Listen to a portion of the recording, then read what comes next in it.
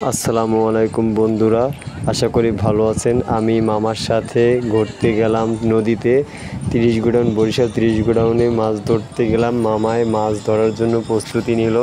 একটু পর দেখবেন জাল মারবে। হ্যাঁ, এই মামায় প্রস্তুতি নিয়ে খালের পাড়ে গেল, নদীর পাড়ে জাল মারবে। এই মামায় জালটা মারলো, কিন্তু দেখবেন কত সুন্দর করে জালটা মারছে। ঠিকই অনেক বড় একটা মাছ পাইবে, কিন্তু মামায় বুঝতে পারে না যে জালে মাছ আছে কি না। কিন্তু মাছটা দেখবেন অনেক বড়।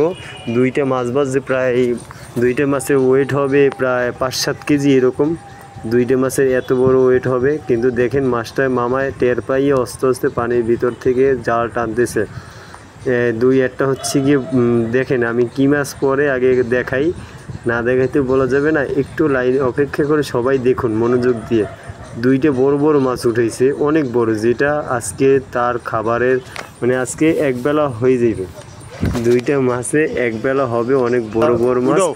এই মামায় দেখাইল, ওই দেখেন এই মাছ দুইটার ওয়েট কমসে কম 5 কেজি তো হবেই। 5 কেজি না হইলেও 7 কেজি হইবে। এত সুন্দর, ওই বাবা কত সুন্দর একটা ভাড়া মাছ, 7 কেজি ওয়েটের। খুব ভালো হয়েছে, মাছটা পাইছি, আমি খুব খুশি হয়েছি। মামার সাথে এখন হয়তো দৈনিক আমি নদীতে মাছ ধরতে যাব। সেই ক্ষেত্রে মামারে বলবো আমাকেও যেন নেয়।